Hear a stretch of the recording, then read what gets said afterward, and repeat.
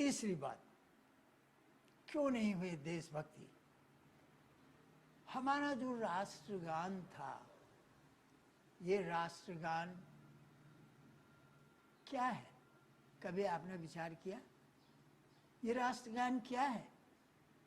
ये राष्ट्रगान वो है जो इंग्लैंड के राजा की प्रशस्ति में रविंद्रनाथ टैगोर ने लिखा था। इंग्लैंड के राजा को खुश करने के लिए 1905 में शायद वो आए थे यहाँ, लगभग 1905-6 में इंग्लैंड के राजा जब यहाँ आए, उनकी प्रशस्ति, इसीलिए तो जनगण मन अधिनायक कहा गया उसको, क्योंकि वो अधिनायक थे।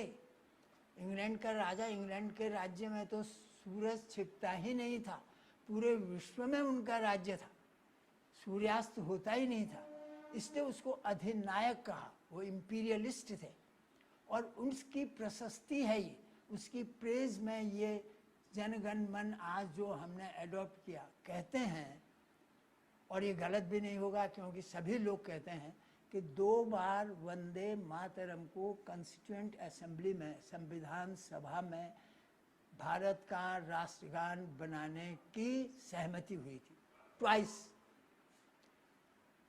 किसको? वंदे मातरम को। लेकिन लोग ये भी कहते हैं कि नेहरू जी के दबाव में जनगण मन, मैं ये नहीं मानता है नेहरू जी का, ये दबाव था अंग्रेजों का।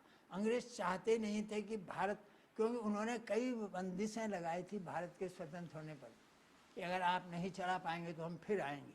इतनी बड़ी बंदिशें लगाई थी उन्होंने जब इंडिपेंडेंस ऑफ इंडिया एक्ट बनाया, अगर आप शासन नहीं चला पाएंगे, अगर हमको ऐसा लगेगा तो हम फिर दोबारा हम शासन ले लेंगे।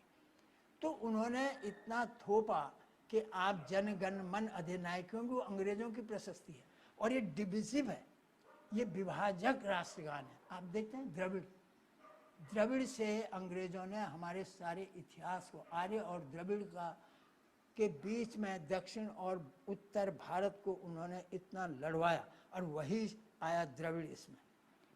कहाँ है आज उत्कल? उत्कल कहाँ, आप बताइए, उत्कल कहाँ है? वो उसको ओडिशा कह रहे हैं। ये उत्कल उन्होंने इसलिए लिखा, जहाँ तक मैं समझा, कि उस समय बंगाल, ये मैंने कालिदास जी के रघुवंश में भी जब ये पढ़ा तब मुझे भी लगा ये कलिंग और उत्कल उस समय 2 प्रदेश अलग अलग थे, 2 राज्य थे उस समय।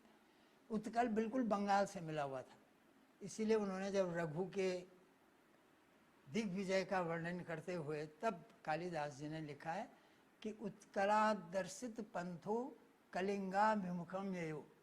उत्कला दर्शित पंथो माने उत्कल के लोगों ने, आइए साहब ये रास्ता है, अब कलिंग की ओर जाए। यानी उत्कल के लोग जब बंगाल से वो आए रघु महाराज, तो उत्कल के लोगों ने उनको रास्ता दे दिया कि आप कलिंग को जाए, यानी उन्होंने सरेंडर कर दिया।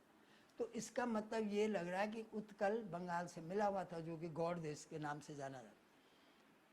तो इसलिए रविंद्रनाथ जी ने उसको उत्कल लिखा। इनको राज्य के नाम लिखने की, उत्कल, द्रविड़, सिंध कहाँ है?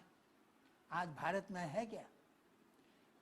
ये राष्ट्रगान केवल डिविसिव ही नहीं है, इसमें ऐसी चीजें हैं जो कि आज है ही नहीं भारत में, यही नहीं है।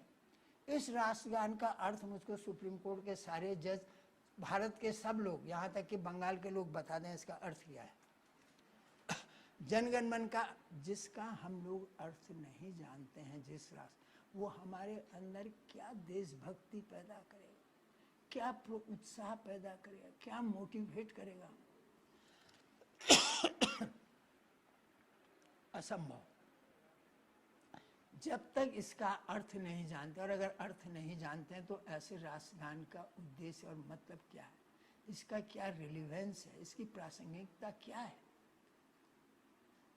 मैं